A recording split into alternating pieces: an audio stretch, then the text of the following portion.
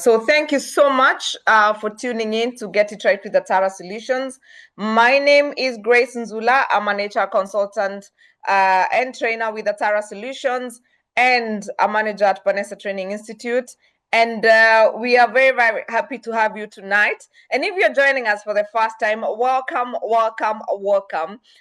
This is Get It Right with Atara Solutions, where we seek to demystify issues in employment and entrepreneurship. And we have been doing this for the last 5 years. Every single Tuesday, we are here, we are learning, we are unlearning, we are reskilling, and we are really unpacking quite a number of different conversations. We have dealt with diverse things that affect both employers and employees. And because our workplaces need us, we want to make sure that we have holistic employees, holistic employers, and holistic workplaces. And that is our mission, is to change the world through information. So we actually do this in partnership with a number of organizations, and allow me to give them a quick shout out.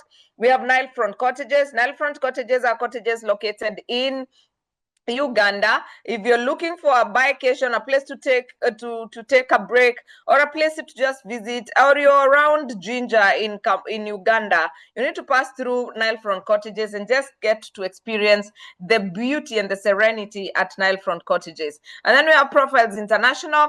Profiles International are the people who offer Genos emotional intelligence coaching. If you want to be a certified coach in emotional intelligence coaching, then you need to sign up with Profiles International. But they also offer psychometric assessments. For those of you who are looking to have psychometric assessments in your recruitment journey, then you need to also team up with Profiles International. We have K2 HR Services. K2 HR Services is our partner in Rwanda.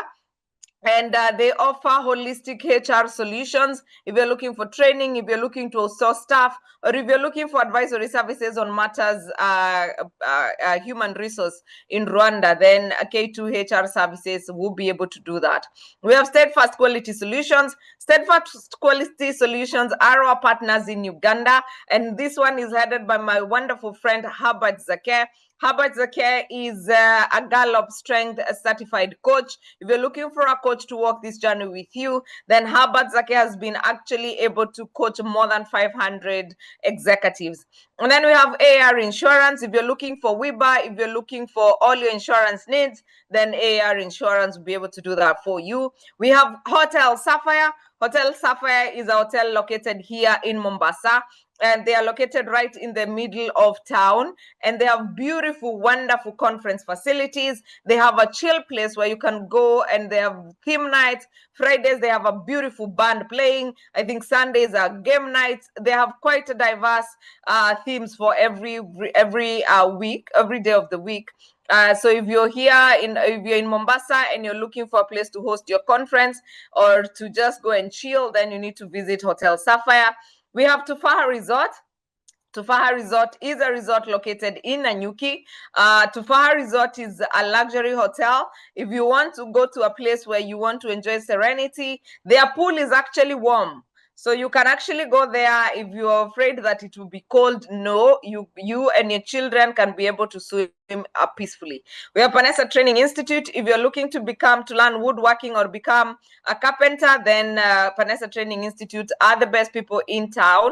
We have Port Sacco if you're looking for a Sacco to save and invest. And then we have Sotet Kinyumbani. Sotet Kinyumbani is a restaurant located in Nanyuki. If you're looking for a place to go and have your lunch, have your breakfast, you're staying at a B&B, or you're passing through Nanyuki, you want a place to just grab a meal, then you need to visit Sotet Kinyumbani. You can actually call them on your way. They can prepare your meal, and by the time you get there, your food will be ready. You can enjoy the Assumptions African food.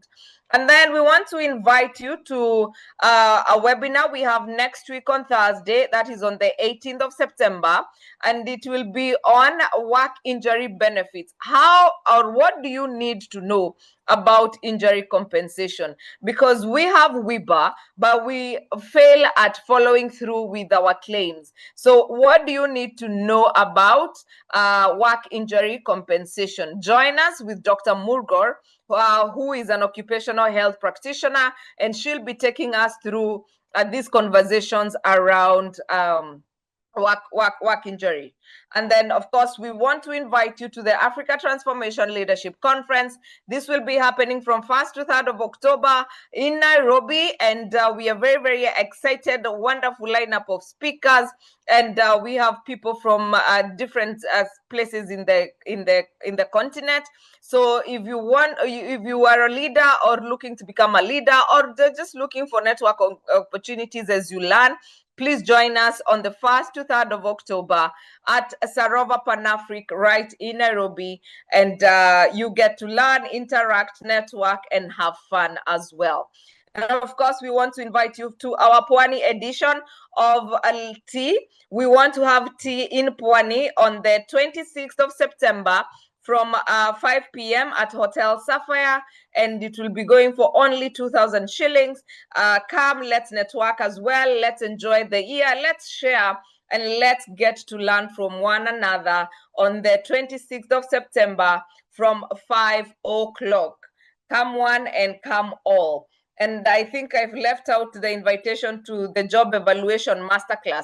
We realize that there's a gap in understanding job evaluation, whether you're doing it yourself or whether you are interpreting a report. We need to continue building our skills when it comes to job evaluation, and you can see our social media pages for that. And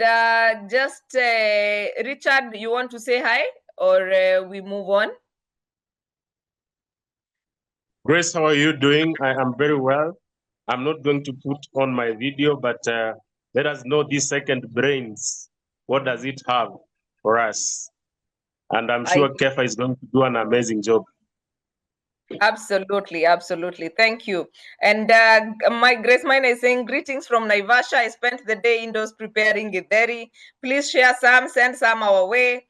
Maureen says, good hello from Kiserian on the hills. And Joan says, greetings from Kisumu. And how is Kisumu Dala? And Rose Washira says, greetings from Islando. And thank you so much for joining us this evening. We really appreciate you. Now, tonight, we have one of the greatest speakers I know on matters nutrition. And every time I listen to Kefa, I can't wait. I can't just pause to think about my life and what choices I'm actually making. And I would like to welcome Kefa. Kefa, are you there? Can you hear me? Yes, I can hear you, Grace. Yes, Kefa, it is your time to shine. Karibu sana. Tell us about our gut health.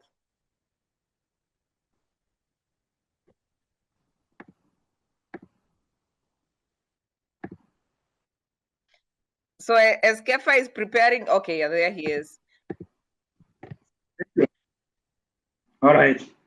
Thank you so much. I'm really excited to speak this evening and share some few insights that will actually help us to become the architects of our awareness. Now, this is really important, especially at this time when you're actually seeing increasing cases of digestive disorders. Now that are actually known to increase the risk of chronic diseases. Now we get these conditions because of the assumption that things will always remain the same. And as a result, most people are not proactive. But there's one thing that I actually want us to understand, that what happens around us affects us just by 10%. 90% actually depends on how we react. And I find that statement to be encouraging because it simply means that we are not victims of our circumstances, but the masters of our destiny. Now, my name is Nyanumba Kefa. I'm a consultant nutritionist. I work with the various insurance companies as one of the nutrition service providers. I also sit in the Kenya Bureau of Standards Nutrition Committee. And I also happen to work with KLP, where I develop content for the school curriculum. I also, share articles to various newspapers and feature in a number of TV channels, where I'm always encouraging people to embrace lifestyle change. So today I'll talk about a very important topic. I've actually talked about this topic for many years. That's for the last 18 years. And I'm actually going to share some simple, practical, and sustainable, lifestyle adjustments that we need to make to outsmart, the increasing cases of digestive disorders. Now, when we get these conditions, in most cases, our body has a special way it usually communicates. Unfortunately, most people don't understand, the body language. Now, our body usually starts by whispering. And if you don't take an action, it actually starts screaming. And some of the ways, through which our body whispers include, sometimes we might actually experience what you call, yes. If you can put on presentation mode. Thank you. Yeah, so that it's clearer. Excellent. Thank you. Right. Thank you. Thank you, Grace. Now, I was actually saying that before you get lifestyle diseases, usually our body actually sends us the signals. I mean, and most people don't actually understand, the body language. It actually starts by whispering, and of course, if we don't take action, it actually starts screaming. And some of the ways through which our body, whispers when we get digestive disorders include. Sometimes we might actually experience what you call abdominal pain. It's one of the common symptoms that most people experience. And I want us to understand that, pain is not an enemy. Pain is a friend. It's actually the special way the body, forces us to take a step. All we need to do is, to address the root cause, and the pain will just disappear. So we are going to see some conditions such as gastritis, cause a lot of pain when we take specific foods. And the right approach is not for us to avoid those foods, but for us to, address the root cause so that we can be able to take all the foods, because by the end of the day, we need various nutrients that work as a team to sustain a number of bodily functions. At times, we might also, lose appetite. There are people who experience fatigue. It's also becoming very common nowadays, to the point whereby sometimes we wake up in the morning and we must start our day with a cup of coffee. And as we're going to see, if you're someone who takes coffee on a daily basis, it contains caffeine. And caffeine affects, nutrient absorption. I mean, we are talking of nutrients such as iron or calcium. We're also seeing a number of people who experience excessive gas. I mean, you get gas when you take specific foods. Most people complain of legumes. They cannot be able to take beans, etc. And that would be, one of the signs of digestive disorders.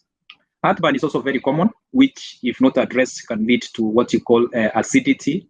And you're also going to see, if you don't address acidity, you are likely to get another condition we call acid reflux. Now, nausea and vomiting is also common among people with digestive disorders. And the moment you start experiencing nausea and vomiting, then it simply means that you might have a challenge with what you call electrolyte imbalance. It's also common for you to experience what you call, change in bowel habits, which might actually lead to a condition we call constipation. Now, there are people who experience unintentional weight loss. We know that nowadays everybody wants to lose weight, but of course, if you lose weight without doing anything about it, then of course that becomes a sign of disease. Now, there are a number of tests that we should recommend. That is among people with digestive disorders. For instance, we recommend what you call the full hemogram test, so that you can be able to know your white blood cells, for instance, because most people with digestive disorders, tend to have what you call infections. And if your white blood cells are actually above 10, then of course that would indicate that you have an infection and something needs to be done about it. It's also very common for you to get people with digestive disorders getting anemia, meaning we're also interested to check your HP levels, meaning if your HP level is less than 11, then of course something needs to be done. Now, the other test that we recommend is actually checking your blood sugar. And it's very important for you to check, the average of your blood sugar for the last 3 months. And that's why we do a test we call HbA1c, also known as a glycosylated hemoglobin. I mean, the moment you start getting digestive disorders, then the risk of conditions such as diabetes actually increases. And that is why it's important for you to do some of these tests. Now, renal function tests are also very important. So that you can be able to know your electrolytes. Remember, I said that one of the signs and symptoms of digestive disorders is actually, nausea and vomiting. And by doing the renal function tests, you'll be able to understand your electrolytes. I mean, we are talking of sodium, your potassium levels, chloride, etc. Stool analysis, also very important. And of course, what we try to check when we do the stool analysis test is whether there's actually any blood in the stool, which might actually indicate, increased risk of ulcers. It could also mean that that maybe someone might be at risk of a condition such as colon cancers. Now, H. pylori is also very, very important.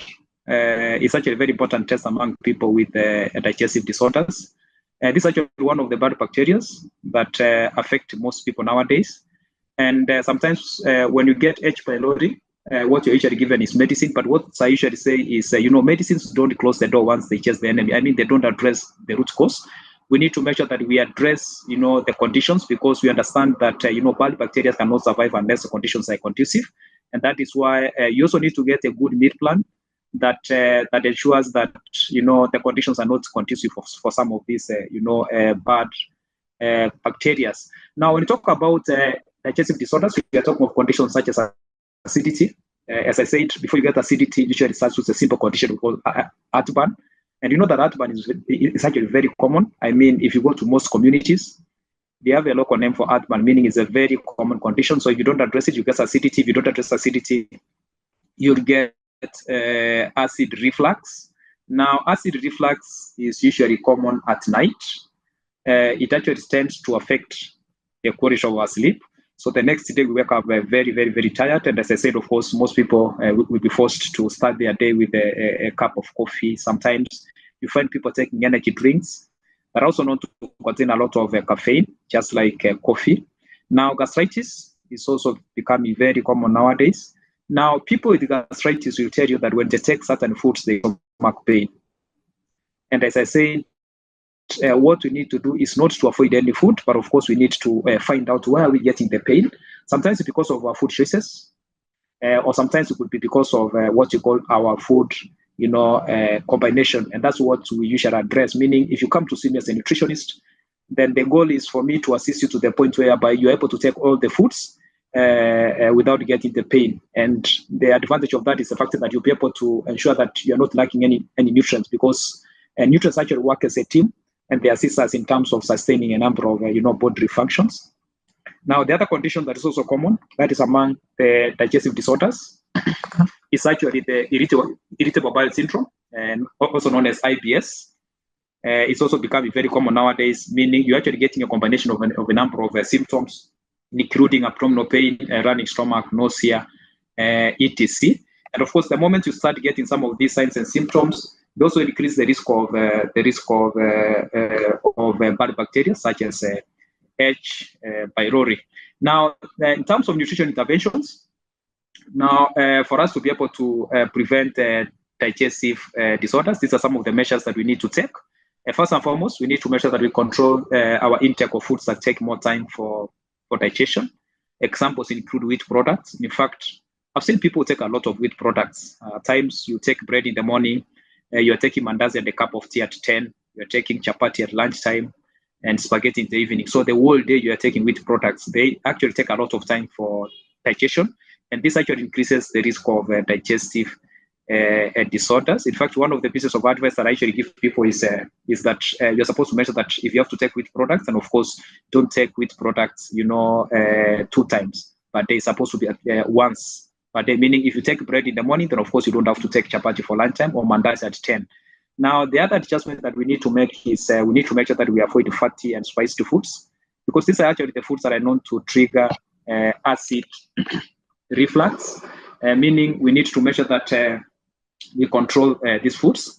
We also need to make sure that we cut down our food portions, especially towards the end of the day. In fact, we need to make sure that we are taking our breakfast like a king, lunch like a queen, and dinner like a pauper, meaning we need to reduce our food intake as the day progresses. We need to understand that, our metabolism usually slows down towards the end of the day. And of course, that simply means that we also need to make sure that we control our food portions. Now, this will also assist us in terms of weight management. We know that obesity is becoming a major issue, not just in Kenya, but all over the world. And it also increases, the risk of digestive disorders. And therefore, one of the simple strategies that we can use to make sure that we maintain our BMI within the recommended range is actually by making sure that we control our food portions, especially towards the end of the day. We also need to make sure that we take our last meal at least 2 to 3 hours. That is before we go to bed. Now, unfortunately, I've seen people who take dinner, and that is heavy dinner. After that, they just go to bed direct. Those are the kind of people who are likely to get, digestive disorders, in addition to, excessive weight gain. Now, the most important aspect when it comes to digestive disorders is actually prevention, which we always know is actually better than cure. And that, of course, entails addressing or adopting, a healthy lifestyle. And of course, as we are going to see, our lifestyle comprises of a number of components. But these are some of the benefits of a healthy lifestyle. First and foremost, is actually assist us in terms of, reducing the risk of digestive disorders. Meaning, if you don't have, acidity, you don't have acid reflux, you don't have gastritis or IBS. And of course, by making some of that adjustments we're discussing about, what you're simply doing is actually preventing those conditions. Now, a healthy lifestyle is also known to, increase our productivity. It reduces our healthcare costs. It increases our life expectancy, etc. And just for me to give you a few insights about our life expectancy. Now, studies have shown that all over the world, women tend to live a bit longer compared to men. And that does not happen by accident. It actually happens because of a number of factors, including stress management. Women actually tend to be good when it comes to stress management compared to men. And number two, of course, they seek medical assistance in good time when the chances of treatment and cure are actually good. Now, the oldest people don't come from Africa as a continent. They actually come from countries such as Spain, Singapore, Switzerland, and Japan. And one of the reasons is because of their lifestyle. For instance, if you go to countries like Japan, people eat a lot of seafoods. Now, examples of seafoods include salmon, sardines, etc. Now, these foods are actually known to contain what you call omega-3. They are actually known to contain omega-3. And the studies have shown that omega-3 reduces what you call inflammation. Now, you'd be surprised to know that digestive disorders actually tend to promote, inflammation, and therefore, by increasing foods that are rich in terms of omega-3, you'll be reducing, the risk of some of these conditions. Now, apart from seafoods, you can also get omega-3 from different seeds, including, the chia seeds, the flax seeds, the pumpkin seeds, etc. Now, apart from lifestyle, we also know that there are many other factors that are also known to influence our life expectancy. Some of them are actually very interesting. For instance, studies have shown that under the same conditions, tall people seem to live a bit longer compared to short people. And that happens because of the influence of our height when it comes to our BMI. Now, BMI stands for body mass index. And and we know that when our BMI is actually within the recommended range, there's usually reduced risk of getting digestive disorders and, of course, chronic disorders as well. And of course, when we talk about chronic diseases, we are talking of, chronic conditions such as diabetes, hypertension, high cholesterol levels, etc. Now, in case you have digestive disorders and you have those conditions, then of course it's very important for you to address the digestion process, so that you can be able to get, the desired outcome in terms of management of those conditions. Apart from our height, which unfortunately as adults cannot influence. Your slides are not moving. Okay. We are still at life expectancy. All right. I'm actually moving to the next one. Just a few. Okay, sawa. Thank you. All right. I was actually saying that apart from our height, there are many other factors that are also known to influence our life expectancy. For instance, studies have shown that the richest people seem to live a bit longer compared to people who are not the richest, and that happens because they seem to be good in terms of stress management. Meaning, in case they get digestive disorders, of course, they're likely to recover faster. Because as you're going to see, stress is actually one of the factors that are actually known to increase the risk of conditions such as, acid reflux. Now, happy people also known to, to live a bit longer compared to people who are not happy, because when we're happy, our body produces what you call the endorphins, and endorphins actually what you call the good hormones that are actually known to boost our immunity. And of course, we know that when our immunity is strong, our body is able to fight disease on our behalf. And that happens through what you call the unconscious mind. So why are we talking about all this? It's because nobody wants to be sick. We don't want to take a lot of antacids. like what usually happens when we get, digestive disorders. There are people who have taken antacid for 5-10 years, and of course they keep on getting conditions like acidity, acid reflux. They're getting conditions like constipation, gas, etc. Meaning that those, antacids don't actually address, the root cause of these conditions. Maybe the question we need to ask ourselves is simple. Why is it that at this time, when we have a lot of information, we have the best doctors, we have the best hospitals, why is it that this is a time when we are seeing a number of people getting disease conditions such as digestive disorders or chronic diseases? Why is that the case? It's because most people are not proactive. And number two, we actually don't start with an end in mind. And of course, we don't put the first things first. To be proactive means that we need to take a step before the danger comes. And one of the simple ways through which you can be proactive is, for instance, by embracing, the annual wellness checkups, whereby we need to check our cholesterol levels, for instance, that is on a yearly basis, at least once per year, so that we can be able to understand our good cholesterol, the bad cholesterol, and the total cholesterol.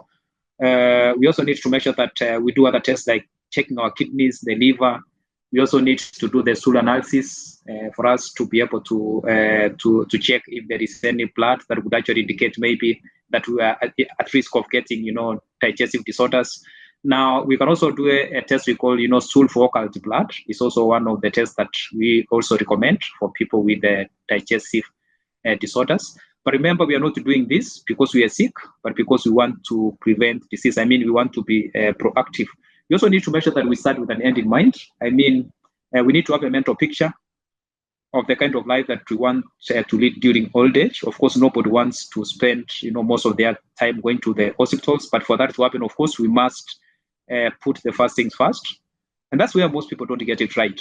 I'm saying this because I still meet a number of people with very nice, expensive cars. So they go to the petrol station and they're putting the right fuel to their cars. But of course, they're going to take fast foods. And that tells you that they don't understand that their body is just like a car and it needs to be taken care of. The number of people with insurance for their cars, but they don't have a medical cover. Of course, that stresses the fact that, we don't know how to put the first things first. But I want to give you the good news that our body has the potential to fight disease conditions on our behalf. But for that to happen, it actually needs some few essential requirements. And these requirements are not important, but essential. I'm saying that because there's a difference between the things that are important and the ones that are essential. Now, important things are things that add value to life, but essential things are the things that you cannot do without. And of course, these are the three essential requirements that our body needs to be able to, assist us in terms of disease prevention. The first one is oxygen. Number two is water. Number three is food. Now, we know that oxygen is free of charge. We should take as much as we need. And unfortunately, most people don't take enough. And that, of course, tends to compromise what you call our metabolism rate. And some of the reasons as why we might not take enough include excessive weight gain.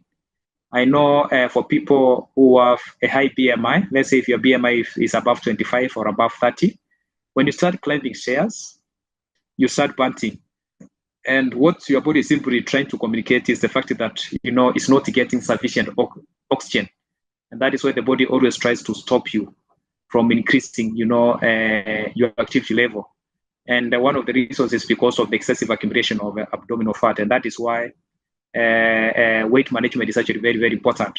Now, the other reason as to why we might not get enough oxygen is because of lack of certain nutrients, especially iron. In fact, you'll be surprised to know that iron deficiency is one of the most common deficiencies affecting especially women and children. And that happens because of lack of knowledge. I'm saying that because sometimes I meet people who take very nice traditional vegetables, but of course, in the process of cooking their vegetables, they add cream to their vegetables. And without knowing, they interfere with iron absorption because calcium binds iron. So the moment you get iron deficiency, then of course, the rate at which your body cells gets oxygen usually gets compromised because iron is actually what transports oxygen to various, body cells. Now, apart from oxygen, we also need water. In fact, one of the questions that I like asking is, what is the amount of water that we need per day? And most people seem to know the answer to that question is supposed to be 1.5 to 2 liters. That's just average, which is like 6 to 8 glasses, not 8 liters. I've seen people take a lot of water. And that, of course, is not something that we recommend because if you're going to take 5 to 10 liters, like what usually happens with some people, then you're going to interfere with your electrolytes. That is the sodium and potassium balance. So what you need is an average of 1.5 to 2 liters of water. That's just average. Of course, the exact amount of water we need depends on our body weight, meaning the more the weight, the more the amount of water that we actually need. Now, the second question is actually the most important question, which is how many glasses of water do we take by the end of the day? Now, that question is very important because what makes a difference is not what we know, but what we do with what we know. I mean, what is going to give expression to what we are learning today is actually action. Now, I know the number of people take up to 10 cups of tea, but they don't take a single glass of water by the end of the day. And according to them, they can actually get water from tea, they can get water from coffee, etc. In fact, if you're going to take coffee or tea, then of course what you need to do is to increase your water intake, because coffee dehydrates you. In fact, coffee works like alcohol. It actually interferes with the production of hormones that assist in terms of controlling the balance of fluids in the body. Meaning, when you take coffee, of course, you need to make sure that you increase your water intake. And of course, I prefer that you take white coffee. That is in case you have to take coffee, because black coffee is actually worse than white coffee. And of course, black coffee without sugar is worse than black coffee with sugar. And remember, I say that coffee contains caffeine. Apart from the dehydration effect, it also affects the absorption of various nutrients, including calcium and iron. Now, some of the reasons why most people don't take water include, first and foremost, there are people who don't like the taste of water. That's why we have flavored water in the supermarkets. There are some of us who don't take water because we don't remember to take water, but our body is supposed to remind us to take water. If that is not happening, then it's supposed to be a concern. Some people don't take water because they don't know why they need to take the water. In fact, the studies have shown that you're likely to do something when you know why you are doing it. So what are some of the functions of water? Number one, water plays a key role in terms of our digestion process. I mean, if you have conditions such as constipation, then of course you need to make sure that apart from increasing the foods that are rich in terms of fiber content, you also need to increase your water intake. Now, water is also very important in terms of controlling the body temperature. And that's why when it's too hot, we sweat. So in the process, the body is also able to get rid of excess sodium. Now, water assists us in terms of getting rid of toxins. That's why we have the two kidneys. Their work is to assist us in terms of getting rid of the toxins. But for that to happen, of course, our water intake needs to be good. Now, I've seen people go for the detox programs from the internet, whereby sometimes we are told to take fruit juice for 5 days or 1 week or 2 weeks or 1 month without proteins and starches. That's very dangerous. In fact, what you're simply doing is increasing the risk of digestive disorders, because after that, if you're going to take beef, of course, you'll not be able to digest it. And that is why we don't recommend, the detox programs that we get from the internet. Detox is supposed to be a natural process that our body is supposed to carry out on a daily basis. All we need to do is to support it so that it can be able to do it in an efficient, manner. Now, for some of us with conditions such as hypertension, maybe just for me to mention, you also need to count water as part of, your medicines. Now, apart from water and oxygen, of course, you also need nutritious food, because food is supposed to serve the purpose of medicine, but food can also cause disease. And of course, that depends on our choices. Now, you'll be surprised to know that 80% of most of the disease conditions that we get, including, the digestive disorders, is actually because of our poor food choices. 10% is because of lack of exercise, and the remaining 10% because of genetics. So the good news is we can actually control up to 90% of these disease conditions. But the question, is that happening? The answer is no, because as I said, we're actually seeing a number of people, with conditions such as digestive disorders are also known to increase the risk of, chronic diseases. And these conditions are just like enemies. If you talk to people who have gone to war, they'll tell you that when you're going to war, number one, you need a weapon. Number two, you need to know how to use it. And number three, you need something very important known as strategy. So the weapon you need to fight lifestyle diseases is actually the right information. But it's not enough for you to have information. You also need to know how to apply it. And that is what you call knowledge. Knowledge is the link that we form in our mind between information and its application. And that depends on a very important term, that we call context, because information is actually applied based on the context. And this is what I mean. For instance, for some of us maybe who might be having conditions such as IBS, which is irritable bowel syndrome, you need to make sure that you control your fiber intake.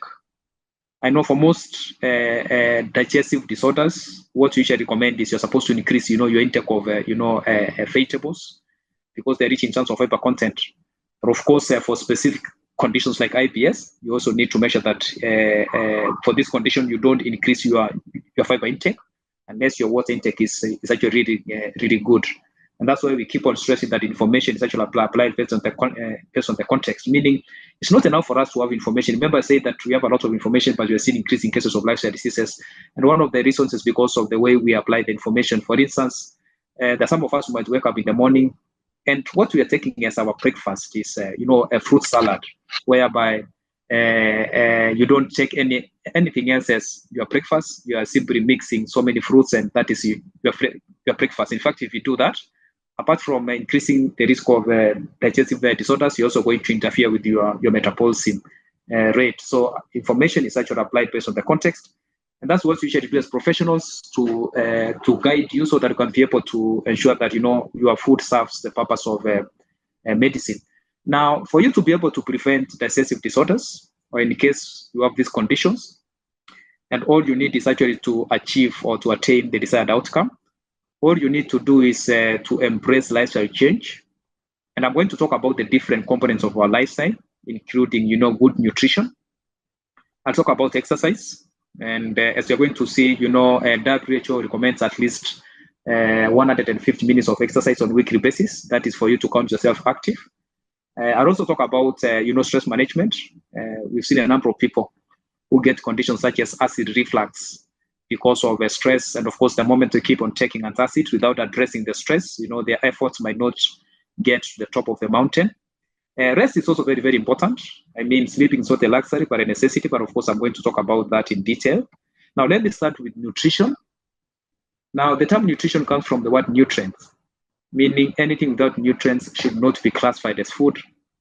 Unfortunately, I still meet a number of people who work from Monday to Friday, January to December, to get money and purchase soft drinks, for instance. And these are the products that are actually known to contain what you call the empty calories. They don't contain any nutrients. And the moment you keep on taking some of these products, of course, you're increasing the risk of, what you call the food cravings, which is a special way the body cries, for nutrients. Maybe the question we need to ask ourselves is simple, which is what is a healthy diet? Now, for me to answer that question, I also need to answer the following three questions the right way. Now, the first question is supposed to be, what are we taking? Number two is, how are we taking our foods? And number three is, when are we taking our food? So let's start with the first question, which is supposed to be, what are we taking? Now, any food that contains a lot of sugar, salt, and saturated fats is not good for us. Examples of sugary foods include cakes. They have what you call the icing sugar. And we also have what you call the high fructose corn syrup that we get from the soft drinks. And some of these soft drinks are also known to contain caffeine, apart from the high fructose corn syrup.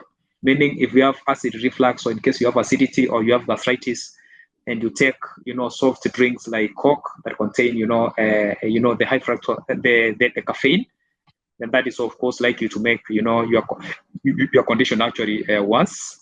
Now, we also have what you call the processed sugar that we add in our tea.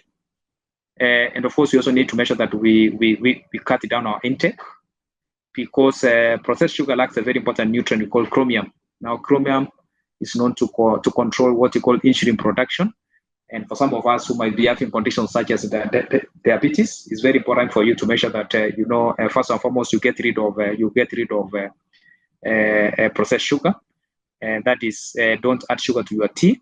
But of course, you also need to make sure that apart from avoiding processed sugar, even some fruits are also known to contain a lot of sugar that might affect your blood glucose control. I mean, they contain what you call fructose.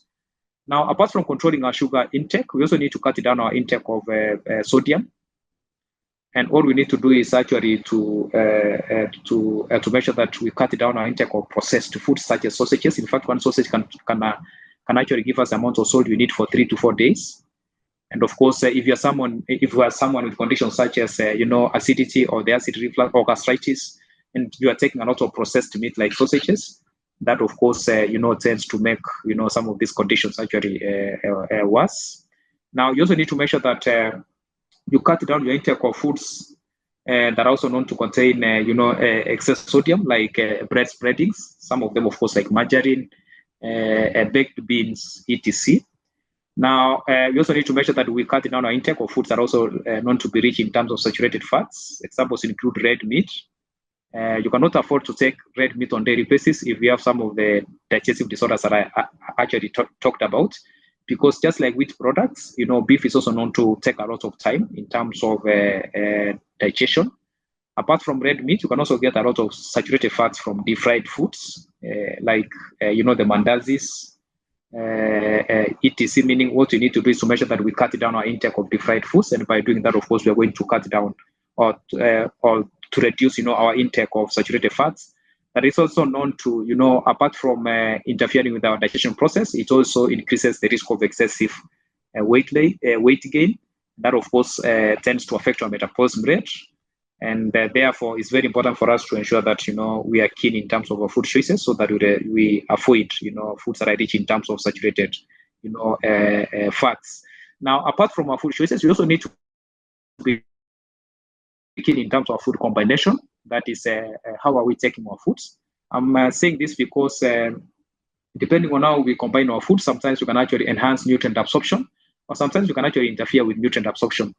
For instance, we recommend that if you're going to take foods that are rich in terms of iron, then I prefer that you combine these foods with the foods that are known to be rich in terms of vitamin C, because that tends to enhance the absorption of iron. Examples of foods that are rich in terms of vitamin C include the citrus fruits, like the passion fruits, the oranges, etc. The same case applies with the foods that are known to contain foods that are actually classified as fat soluble vitamins. Examples include the foods that are rich in terms of vitamin A, D, E, and K. Some of these foods include, for example, carrots. Meaning, if you are taking carrots that are rich in terms of vitamin A, and of course, you could combine carrots and avocado, for instance, and that will assist in terms of the absorption of vitamin A. So food combination is actually very, very important. Now, sometimes I know we find ourselves taking fast foods, and I know in most cases this happens, let's say during weekends, and that explains why studies have shown that most people are likely to be sick on Mondays. I mean, that's the time most people take sick calls because people are spoiling themselves during weekends. But to make the situation worse, our combination is actually not right. I'm saying that because sometimes we are taking all the wrong foods at the same time. I've seen people take deep fried chicken, French fries, a sausage, and a soda. Think of that combination. It's like petrol and fire. And of course, those are the same people are still taking antacids. And when that happens, of course, those conditions, the digestive disorders actually tend to be worse. So what you're saying is, in case you take, fast foods once for a while, then of course you need to be keen in terms of a food combination. For example, you can actually take a small portion of French fries plus a lot of, a vegetable salad and a glass of fruit juice instead of taking, the French fries and soda and deep fried chicken and the sausage. So food combination is very important. Now, I've also seen people seem to take the right foods, but because of their food combination, they don't actually benefit in terms of the nutrients they're supposed to get. Or sometimes we increase the risk of digestive disorders. For instance, if you're going to mix your fruits and yogurt, and of course that is likely to make digestive disorders worse. So we don't recommend mixing your fruits and proteins. Sometimes we've also seen people who go for a buffet and want to take everything. I've seen people take more than one starch. They say you're taking rice and chapati at the same time. That, of course, increases the risk of excessive, weight gain. That, of course, could slow down your metabolism to the point whereby, the risk of digestive disorders usually, increases. The same case happens, to people who take beef and chicken at the same time. Proteins take a bit of time for digestion. So you need to be keen in terms of your food combination. I've seen people wake up in the morning and they're taking an egg and a sausage and the bread with the bread spreadings and a cup of tea or two. And that is not a good breakfast, because if you're going to take, a sausage and a fried egg And that, of course, in case you have digestive disorders, that would actually make those conditions actually, worse.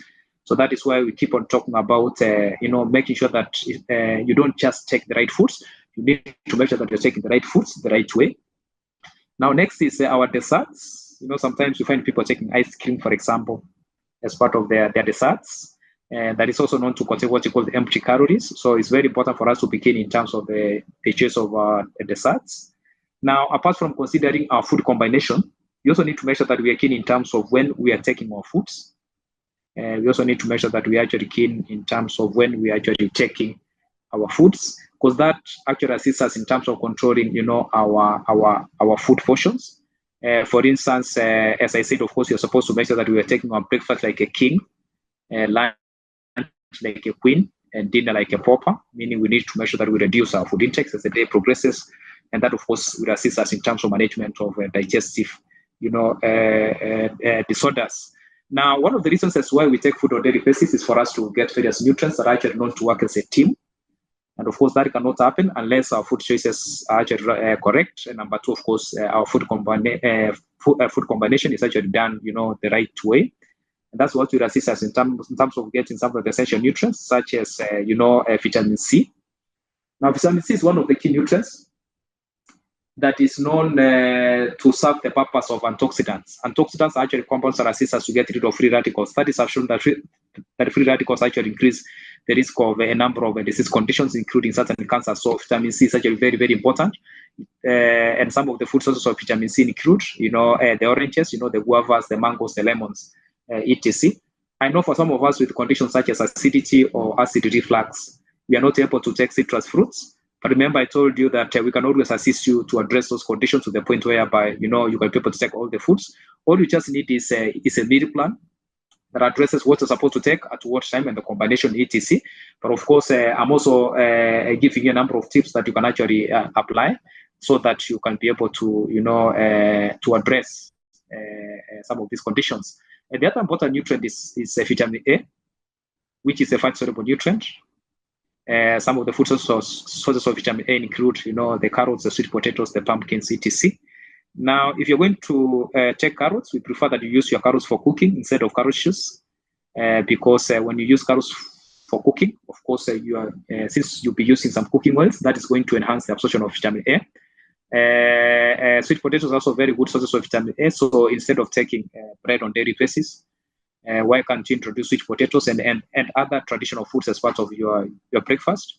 Because that will assist you in terms of controlling your intake of wheat products that are known to increase the risk of digestive disorders. You can also try pumpkins, etc. You also need other nutrients like iodine. Now, fortunately, we're able to get iodine from our salts because it's actually fortified with iodine. And iodine is very important because it actually plays a key role when it comes to our metabolism rate. We understand that when our metabolism rate slows down, the rate of weight gain usually increases. I mean, you can try to control your food portions, but your efforts might not get to the top of the mountain. You might try to increase exercise, but of course, the weight will not come down. And one of the reasons is because of the slow metabolism rate. In fact, this is one of the major reasons as why most people gain a lot of weight. And when metabolism slows down, it simply means that most of the bodily functions also get compromised, including your digestion process. And that is why if you come to see me and you have gastritis or you have IBS, and of course, before I do anything, what I need to do is I need to do what you call the body composition analysis, whereby I can be able to understand your metabolism rate. In fact, there's one of the tests that we usually do that assists us to understand your metabolic age, which is a measure of how your body is functioning compared to your actual age. Meaning, if your metabolic age is above, your actual age, then it simply means that your metabolism rate is a bit slow, and something needs to be done about it, so that you can be able to see improvement in terms of any disease conditions, including, digestive disorders. Of course, you also need other nutrients like omega-3, which you can get from seafoods, as I said, because it's actually known to reduce what you call inflammation. Now, unfortunately, most of the products we have in the market, especially processed foods, tend to contain a lot of omega-6 that promotes inflammation. And that is why it's very important for us to cut down our intake of processed foods. Now, apart from considering our food choices and, of course, the combination and when we're supposed to take our foods, we also need to make sure that we prioritize exercise. because it also plays a key role when it comes to enhancing our metabolism rate, and that of course assists us in terms of prevention of digestive disorders. As I said, WHO recommends at least 150 minutes of exercise, that is per week, meaning if your diet is actually taken care of and you're able to get at least 2.5 hours of exercise per week, you should count yourself active. I mean, you should be able to maintain your weight within the recommended range. Now, when we talk about exercise, of course, we are talking of simple forms of exercise like walking. In fact, walking is one of the best forms of exercise. It's also known to be sustainable. In fact, it's effective and sustainable. All you need to do is to be consistent. I mean, consistency is actually the key word. Otherwise, it's actually one of the best forms of exercise. You can also try other forms of exercise like rope skipping, climbing stairs. And that is in case you don't weigh above 100 kgs. Of course, you know what will happen if you try to climb stairs, or if you try rope skipping and you weigh above 100 kgs, you're going to interfere with your knees. You can also try swimming. In fact, swimming is also very good. That is in case you're able to get a swimming pool and you know how to swim. Now, the purpose of exercise, apart from improving our metabolism rate, which assists us in terms of management of digestive disorders, is the fact that it also plays a key role when it comes to weight management, because it actually increases what you call our energy expenditure. Now, I know one of the challenges most people face when it comes to exercise is lack of time, but we can actually use a gadget we call a pedometer. A pedometer will assist us in terms of counting the number of steps you make per day, and your target is supposed to be at least 10,000 steps, and that is per day, for you to count yourself active. Now, for people with disease conditions such as hypertension, high cholesterol levels, then of course you need to be a bit keen in terms of the intensity of our exercise. Now, apart from exercise, of course, you also need to measure that we manage stress. I mean, stress management is actually key. I'm saying this because number one, stress affects our immunity. It actually affects our immunity because it actually increases what you call our oxygen, and it increases our oxygen and nutrient actually demand. That is why stress management is actually very, very important. So in terms of our digestive wellness, stress is actually known to disrupt, digestive health, and this happens because it actually alters what you call the gut movement, acid balance, it causes inflammation, etc. And that's why stress management is actually very, very, very important. Now, people react in different ways when they're actually stressed. Now, some of us who react to stress, for instance, by not eating anything because of lack of appetite, and such people are likely to get ulcers. Meaning, if they do a test like, stool analysis, you can be able to see blood in the stool. And that is why we don't actually recommend, skipping meals, especially when you're stressed, because that actually increases the risk of, the ulcers. By the time you get ulcers, the other thing that usually happens is the fact that, there's usually going to be what you call a poor nutrient absorption, meaning with time, of course, your immunity will be compromised. Now, some people react to stress by taking a lot of, fast food. So some people get cravings for black coffee, for instance, and such people are likely to, to get conditions like hypertension. For example, if you take a lot of black coffee, it also increases the risk of conditions such as hypertension. In case you have digestive disorders, as I said, because of caffeine, of course, those conditions are likely to be worse. And therefore, what you're saying is we need to measure that, of course, we are taking our meals when we are stressed, but of course, we also need to begin in terms of what you're actually taking. Now, these are some of the key nutrients that are supposed to assist us in terms of our mental wellness. And this will actually play a key role when it comes to, stress management. Examples include, foods that are rich in terms of omega-3. Of course, we are talking about foods like salmon, sardines, flax seeds, etc. We also need magnesium.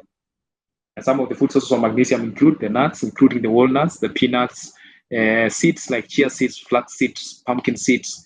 You can also get magnesium from green leafy vegetables.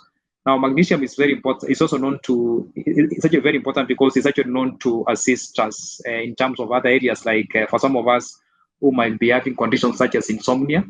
Magnesium is also known to assist us to actually get good sleep. We also need other nutrients such as vitamin D. Now, this is actually a free nutrient we are supposed to get from the sun, free of charge. We should not go to the hospitals for vitamin D injections. Let's get it free from the sun.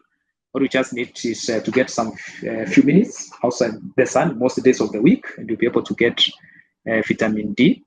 It also plays a key role when it comes to our immune function, apart from enhancing, our mental wellness. Now, we also need that other nutrient like zinc, which you can get from watermelon, especially the seeds. So remember to take your watermelon with the seeds. You can also get zinc from the chickpeas, the lean meat, etc.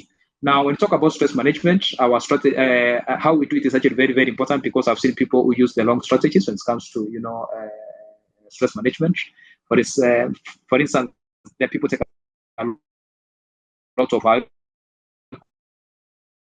when they are stressed, which is not something that we recommend. Professionals who can assist us, we have counselors who can actually assist us in terms of stress management.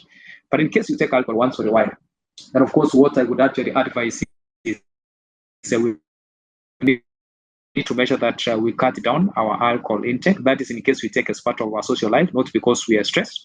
Then we need to measure that we cut down our intake. For men, we recommend 2 drinks, and for women is 1 drink. That is in case you take. In case you don't take like me, then you really don't have to start taking alcohol. When you take alcohol, remember to increase your water intake, because alcohol dehydrates you, meaning if you have a condition like constipation and you take a lot of alcohol, then of course that condition is likely to be worse. Remember to also make sure that you take alcohol after taking some food, because that actually tends to slow down the rate of alcohol absorption. In fact, for people with digestive disorders, it's very, very important for you to make sure that you control your alcohol intake. Rest is also very important. It's actually one of the key components of our lifestyle. And as I said, of course, sleeping is not a luxury, but a necessity. I'm saying this because we all need an average of 6 to 8 hours of sleep on a daily basis. And that is just average. In fact, the exact number of hours we need depends on our body weight. The more the weight, the more the number of hours we need. Because at night, actually, our body, renews the cells, a very important process that enhances our metabolism rate. And therefore, we need to make sure that we prioritize rest. We know that at night, our body is also known to build muscles. Now, muscles are also known to assist us in terms of, enhancing our metabolism rate. And therefore, if you have digestive disorders and we check your muscle percentage and this on the lower side, then of course it means that we need to work on the muscle percentage. For instance, for women, we recommend 31 to 36%, and for men, it's supposed to be 40 to 50%. Because men are actually known to have more to women. Now, when we talk about rest, we don't just consider, the quantity of the rest. It's also very important for us to consider the quality of your rest. I'm saying this because sometimes you might go to bed, but you don't get quality rest. So the next day you wake up very, very tired. Therefore, you need to understand why is that happening. Sometimes it would be because of maybe taking a lot of caffeinated drinks towards the end of the day. Sometimes it can also happen because of using gadgets such as our laptops or the phones up to late night, and that of course might also affect the quality of our sleep. There are many other factors that can actually cause that. Sometimes it would be something as simple as taking heavy dinner, etc. So it's very important, therefore, for you to try and find out what would be affecting the quality of your sleep. And of course, always remember that we actually there as professionals to assist you address some of these,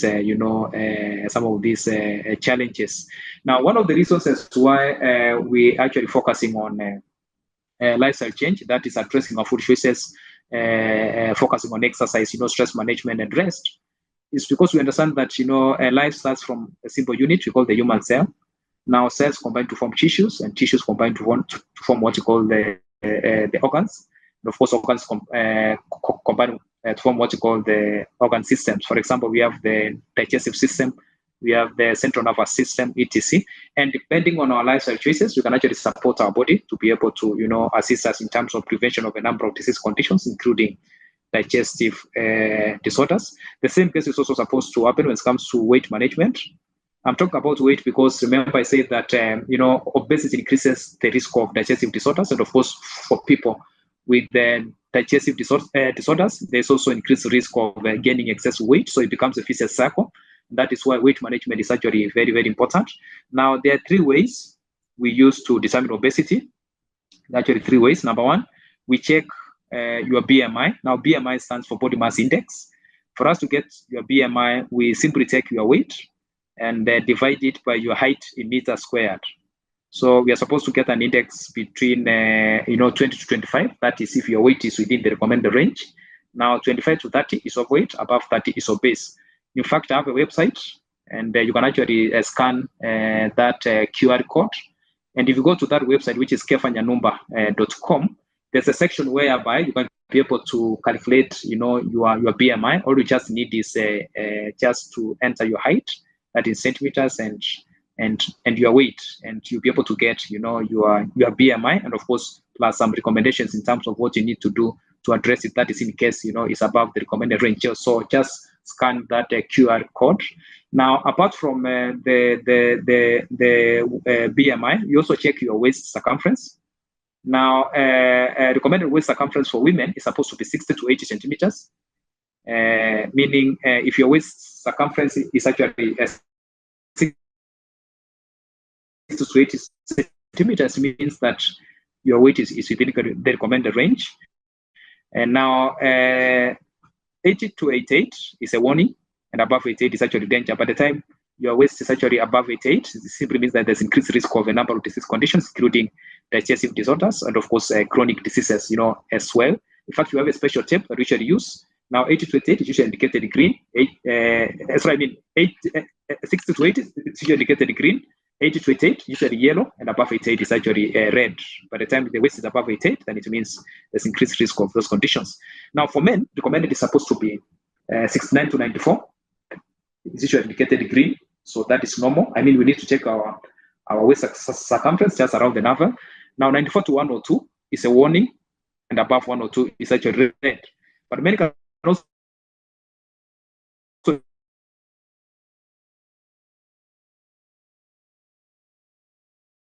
use their belts. If you stand it, you're not able to see your belt. You're above, 94 centimeters. So remember to check our contact outside. Circumference is above 102. And for men, for instance, it simply means that the door is open and you're likely to get a number of disease conditions, including, digestive disorders.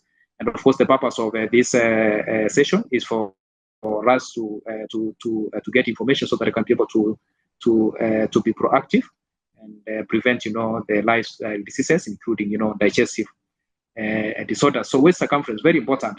Sometimes we get cases whereby, the BMI can be normal, but if the waist circumference is above the recommended range, it simply means that you are still at risk of, getting some of these conditions. Now, apart from the waist circumference, we also do the body composition analysis, whereby we're able to know your body fat percentage. Recommended for men is supposed to be less than 25%. And for women, it's supposed to be less than 30%. Anything above that means that there's increased risk of conditions such as high cholesterol levels. And of course, that might also affect your metabolism rate to the point whereby, you might also be at risk of getting digestive, digestive disorders. Now, apart from body fat, you also check your muscle percentage. Recommended for men is recommended for men, as I said, is supposed to be, 40 to 50. And for women, it's supposed to be, 31 to 36. You also check your bone mass, because some people tend to have a high BMI because of their bone density. So be able to know that. You also check your metabolic age, which, as I said, is actually the measure of how your body is functioning compared to your actual age. And if your metabolism rate, as I said, if it's actually on the lower side, then of course we need to make sure that we do something about it. And that will assist us in terms of prevention of some of the conditions that we actually, talking about. Now, when it comes to weight management, our approach is actually very, very important. We discourage, restrictive weight loss programs. These are actually programs that, for instance, reduce or limit, our intake of specific food groups. For instance, we've seen programs whereby you are actually told to avoid, starches, or you avoid proteins. We don't recommend such programs. We also talk about programs such as intermittent fasting that is actually known to interfere with our meal structure. Meaning, if you have acidity or you have acid reflux and you're trying to go for intermittent fasting for weight management, then those conditions are likely to be worse. We're also talking of programs such as ketogenic diets, detox diets, etc. So what you're saying is, yes, it's very important for us to manage our weight, but of course, you can always come for assistance so that I can be able to guide you in terms of how you need to do it. I mean, you don't need to avoid any meal for you to be able to manage your weight. You need to make sure that you are taking your breakfast, your lunch, your dinner. But of course, all you need to be keen about is, your food choices and the combination, etc. And of course, we've assisted so many people over the years in terms of, addressing digestive disorders and of course, in terms of weight management. Because by the end of the day, the most important thing we want to achieve is actually what you call sustainable results. Now, the most exciting part of this presentation is the fact that, of course, we don't need this information because we are sick, but because we actually want to, prevent a disease. And these are some of the disease conditions we are trying to prevent, which actually tends to be worse when we actually get, disease conditions such as digestive disorders. We know that for people with conditions such as diabetes, in case you have, acidity or acid reflux, and you're not able to take all your meals, then of course there's going to be, poor blood glucose control. Because one of the things that we recommend, especially for people with diabetes, is they're not supposed to skip their meals. But if you have conditions like constipation, or you have acidity, or you experience a lot of gas, then of course your meal frequency is likely to be affected. That is also known to, affect how you're going to manage some of these conditions. And that is why our digestion process becomes very, very, very important. In fact, one of the things that I usually stress is we need to make sure that our digestion process is efficient, because by the end of the day, our body needs various nutrients that will assist us in terms of, in terms of the functioning of a number of, body, functions. So as I said, of course, let's remember that we live at a time when digestive disorders are actually becoming very, very common nowadays. In fact, I'm trying to summarize so that I can be able to give you, time for questions. Now, these conditions are becoming very, very common nowadays, but we need to understand that what happens around us affects us just by 10%. 90% depends on how we react, meaning the purpose of today's session is actually to empower us with the right information so that we can actually be proactive, because we are not victims of our circumstances, but the masters of our destiny. But of course, for that to happen, of course, we need to make sure that we have the right information. And number two, of course, we need to make sure that we take action. But lifestyle change is a process, not an event. Any process must have what you call the stages or the steps, and these are some of the steps of lifestyle change. Number one, it actually starts with contemplation. We must start by thinking about it. Number two is actually preparation. And that is where we come in as professionals to empower you with the right information so that in case you want to manage your weight, or in case you want to address some digestive disorders like gastritis or IBS, you want to make sure that you are doing it the right way so that, by the end of the day, you're able to achieve the desired outcome. And next is actually action. Next is action, because we need to understand that, what makes a difference in life is not what we know, but what we do with what we know. And of course, last is maintenance. Let's always strive to ensure that we actually get what you call sustainable and durable results. Meaning, if you're trying to manage digestive disorders, let's try to ask ourselves, questions such as, why am I getting this condition? Why am I getting acidity? Why am I getting gastritis? Why am I getting IBS? Because it's actually through the questions that we can be able to get to the root cause. And once we get to the root cause, you can be assured of getting what you call sustainable results. So as I said, I write articles in various newspapers and magazines, and you can actually access some of those articles using those links, the ones that I've shared. I also feature in a number of TV channels. You can actually go to YouTube and listen to some of these interviews. I post a lot of information online. You can check my website, which is kefanyanumba.com. You just need to scan that QR code. You can also check my blogspot. In fact, for me, the focus is always on assisting people to ensure to prevent lifestyle diseases, because these are conditions that we can actually control. But for that to happen, of course, we need the right information. So let's actually put this information into practice. Let's share with our friends. And of course, by doing that, we'll be able to prevent digestive disorders, and of course, that will also assist us in terms of management of other disease conditions. That is, in case we have lifestyle, diseases. So once again, thank you so much for the opportunity to speak, this evening. I want us to take this time for questions. so that I can be able to address some of the specific challenges that you might be facing. So thank you so much. So let's take this time for questions. Thank you so much.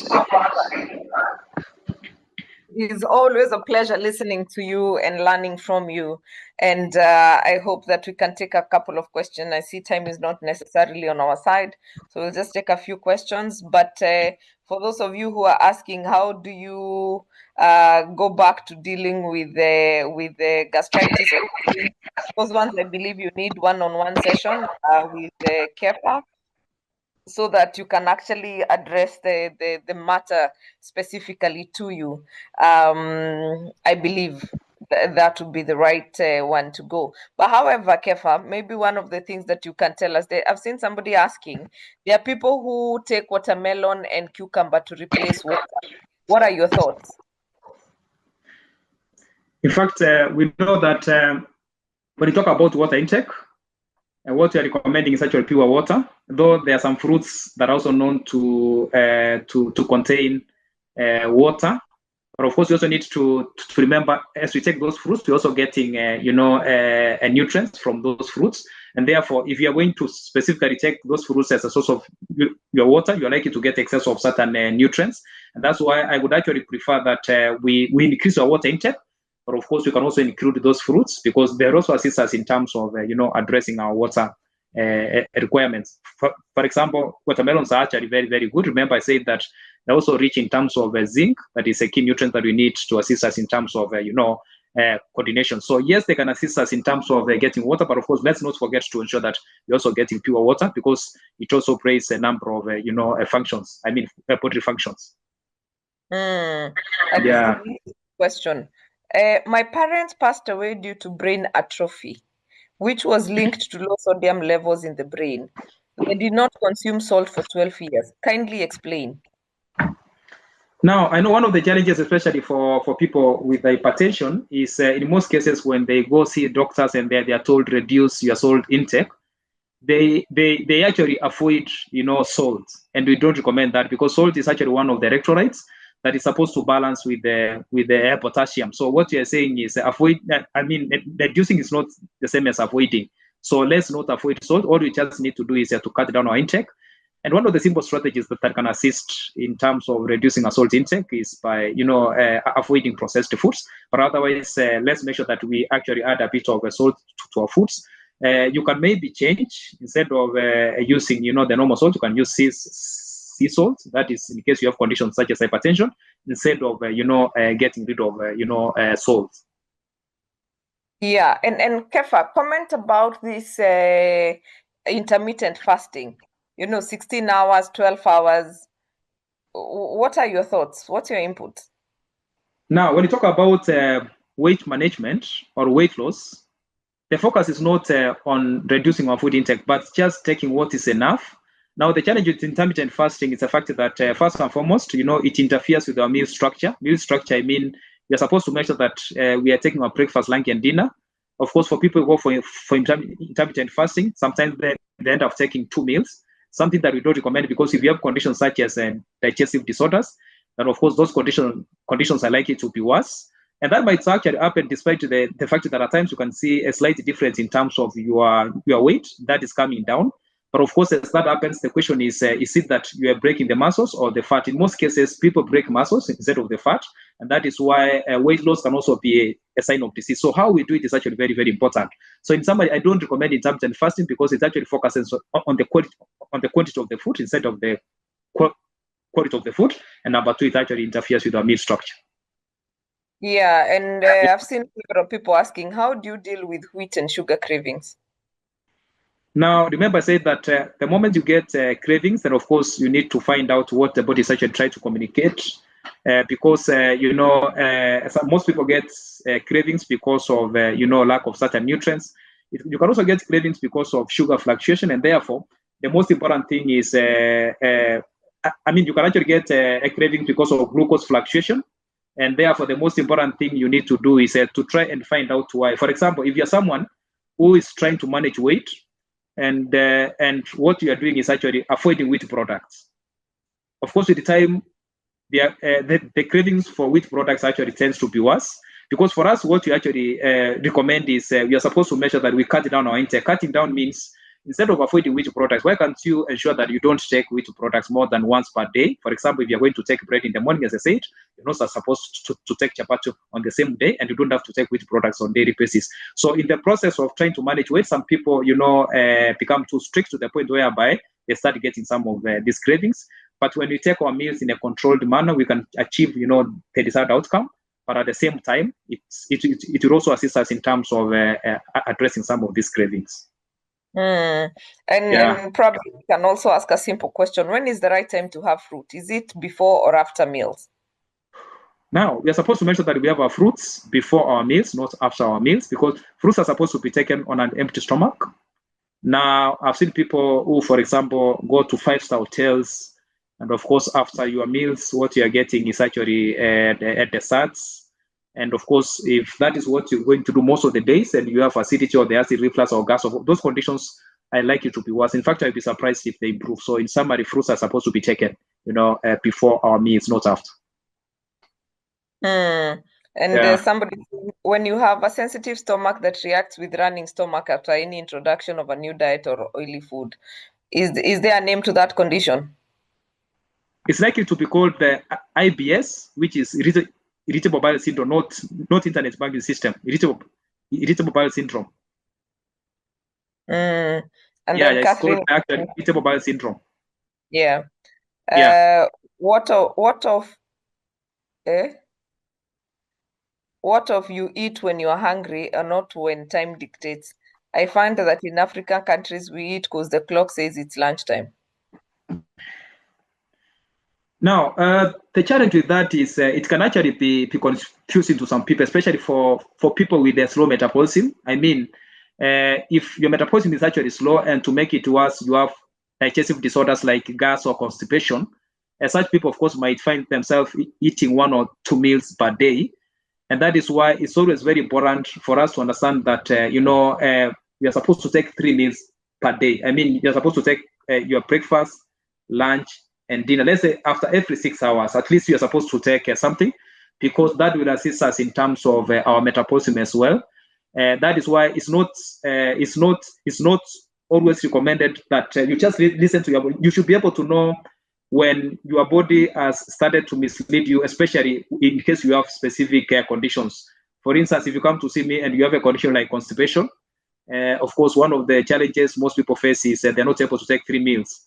And therefore, for me to know that your metabolism rate has started to improve, when you come for review, you should tell me that nowadays I feel like taking the 3 meals, not forcing yourself. You get to a point whereby, you're able to take 3 meals. And by the time that happens, it means your body movement has actually improved. So we cannot just listen to the body. We should be able to know when we actually not taking the right direction. But of course, at the same time, we should also understand what the body is actually, communicating. But in terms of meal frequency, I still insist that you're supposed to take, 3 meals. That's for the sake of your metabolism rate. Okay. And comment on the use of canola oil and sunflower oils frequently. Now, when we talk about cooking oils, the key word is we're supposed to make sure that we don't go for the ones that are actually saturated. And a simple experiment that you can actually do is, we just need to put our oils in the fridge at night. If the oils actually remain liquid in the morning, then it means they are not saturated, they are unsaturated, and those ones would be good. So we can do that experiment, and of course get to know which ones are good. And of course, you also need to remember that we need to use our cooking oils always in moderation. Moderation is actually a key word, because 1 gram of oils actually contains like 9 calories. So by the end of the day, for us who are keen in terms of weight management, we still need to make sure that we are using our cooking oils in moderation. And then there's a question on how safe are eggs from Jacinta.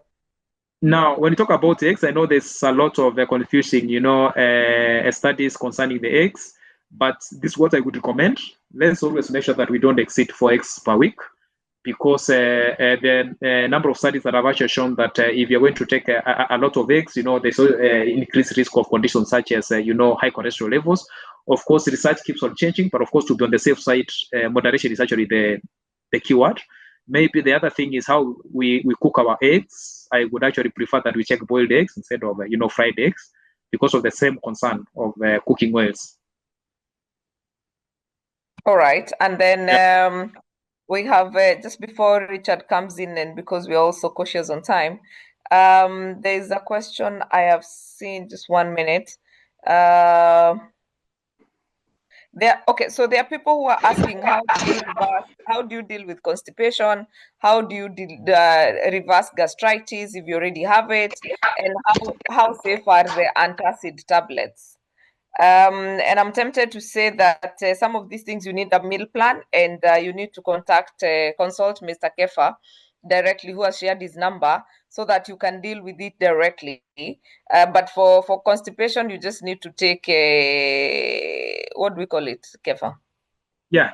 Now for constipation, two things. Number one, you need to increase your fiber intake, meaning if you are someone who takes meals without vegetables, make sure that you have vegetables in all your meals. And don't just take cabbage on daily basis. You also need to include other vegetables. I mean the greens. But apart from that, you also need to increase your water intake. If you still have constipation despite doing that, then of course you might need a meal plan, because there are many other causes of constipation apart from our water and fiber intake.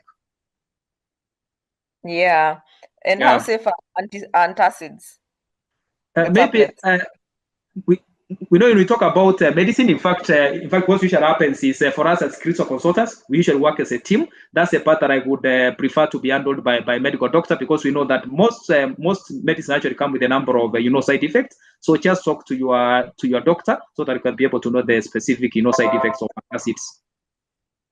Yeah, and this person who's saying, I always feel bloated and constipated. What could be the challenge? I recently started applying castor oil on the bell, which makes it ease. Is it medically right? Where? Now that would be like first aid. I doubt if that can actually address the root cause. You need to find out why you are getting the gas. Maybe one of the reasons could be you are someone who takes fruits after your meals, or some people take water after their meals, or sometimes you take foods that take a lot of time for digestion. So you need to sit down with the nutritionist so that you can be able to address the specific cause of the gas. That's very interesting. And Richard, you can come in now. You're on mute. Kefa, thank you very much for that wonderful presentation. My question is, especially for people who have diabetes like me, we receive a lot of controversial and contradictory information. We are told to eat a lot of proteins, and then we are told there's a lot of controversy around what kind of food should diabetes eat. Can you quickly comment on the ideal situation? Secondly, I know time is not on our side. What are some of the tests that somebody can quickly do so that they can be able to know what type of food to take? Now, I'm assuming the context is actually about diabetes. Yeah. Because when you talk about diabetes, the number of tests that we recommend, for example, we have what you call the random blood sugar that is supposed to be done after you've taken breakfast, for instance. In case random blood sugar is above the recommended range, then of course it's important for you to do the fasting blood sugar. It's supposed to be done before you take breakfast. In case your fasting blood sugar is still on the higher side, you also need to do what you call the HbA1c, or the glycosylated hemoglobin, which is actually a test that gives us the average of your blood sugar for the last 3 months. In case the reading is above 6, because it's supposed to be 4 to 6, and of course you need to understand that your blood sugar is above the recommended range. And at that point, of course, you need to make a number of adjustments in terms of your lifestyle. And some of these adjustments include, for example, you need to increase your intake of foods that are rich in terms of fiber content. Fiber is actually very important when it comes to blood glucose control. You need to cut down the foods that are rich in that are known to have what you call a high glycemic index, meaning you cannot afford to take white bread in the morning. It has to be brown. Of course, you also need to make sure that you cut down your intake of other products like mandazis, etc., because of the high glycemic index. Some fruits are also known to contain, more sugar, like fructose. Examples include the ripe bananas, the pineapples, etc. Now, apart from that, you also need to know that you also need to consider how you take your foods, meaning some fruits might be good for you, but if you're going to take them in form of fruit juice, then that might still affect your blood sugar levels. Now, in case your BMI is above the recommended range, you need to work on it. If you're somebody who is leading a sedentary lifestyle, you need to increase your activity level, because that is one of the simple ways you can actually assist your body in terms of making use of the blood glucose. Now, there are a number of adjustments that needs to be made, but of course, what usually happens is when clients come to us, what we usually do first and foremost, we want to understand the context so that you can be able to design a meal plan that addresses all those challenges. I think I've tried to summarize in terms of what needs to be done plus the tests.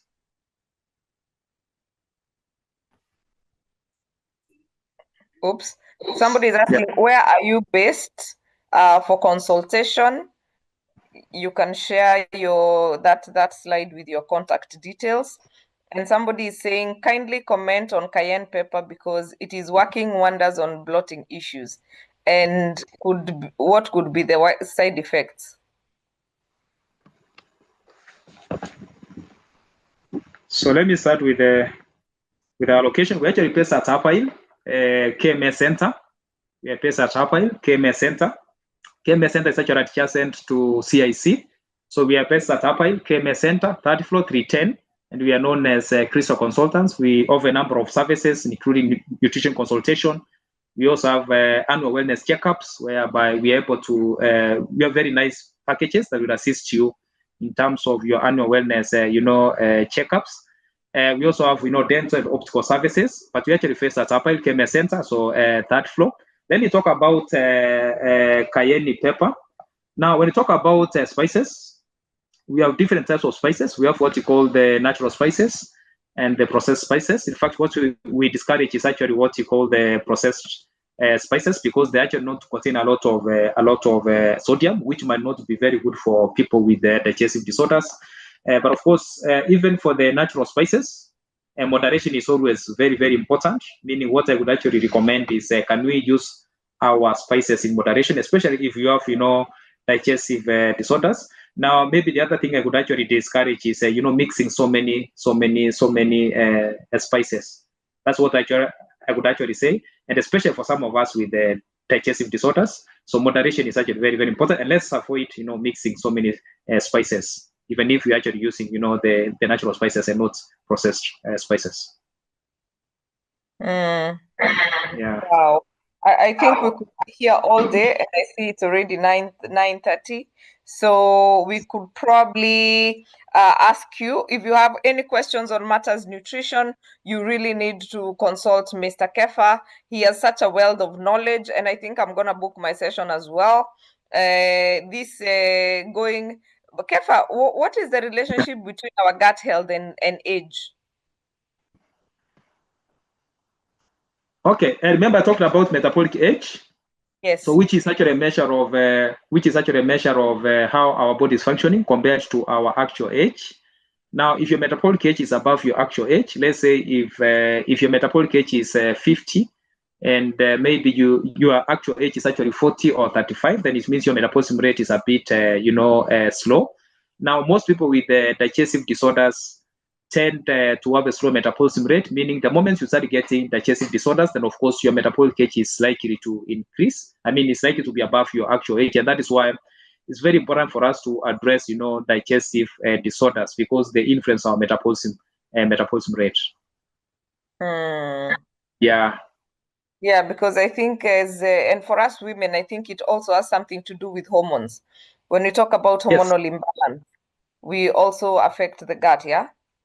Yes, hormonal imbalance actually affects the gut, and that is why it's always very important for us to check our hormones, because it's actually becoming very, very common. I mean, hormonal imbalance becoming common, especially among women, and that is why some of them end up getting conditions like hypothyroidism, and the moment you get hypothyroidism, again, the other thing that is likely to happen is actually excessive weight gain. So it's very important for us to make sure that we check our hormones.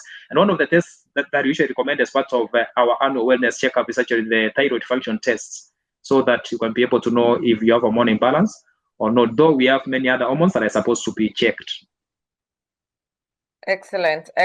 Now, you're posting Shop Kefa. Now, let me say that, food is actually supposed to serve the purpose of medicine. And if we don't take food like our medicine, of course, we'd end up taking our medicine like food.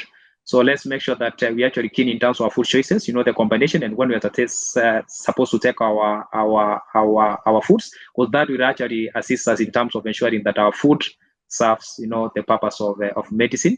So thank you so much. The contacts are there. In case you need assistance, feel free to contact us and we'll be able to assist you. Thank you. Absolutely. Kefa, thank you so much for being here. Thank you for making the time and really encouragingly and willingly to share all that information with us. And we hope that we can take advantage and really come in and consult you and get to learn more from you and get to understand these things from you. For those who are weight gaining, for those who have bloated stomach, for those who have gastritis, for those who have IBS, for those of you who are suffering from different gut issues, please book a meeting with Kefa so that you can get to enjoy life in a meaningful way. And so we are very happy that you could join us. To our audience, thank you so much for being here. To the team at Atara Solutions, you guys are fantastic. To our speaker and our partners, thank you so much for being here. Please do not forget to join us next Tuesday, same time, same place, as we have a very interesting conversation that will be coming up. And of course, remember to take your water and manage your stress. I think I should be saying that every Tuesday, Richard.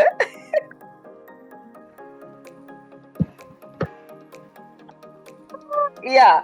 So anyway, for that matter, please follow us on Instagram at Atara Solutions, like our Facebook page at Atara Solutions, and connect with us on LinkedIn at Atara Solutions, and on YouTube, where the recording will be put. It is Get It Right with Atara Solutions, and you can review and replay the sessions and just get to watch them again, so that you can get a better understanding of what you need to do. And of course, for more conversations like this, join our WhatsApp group to get to keep up with what's happening with Get It Right with Atara Solutions.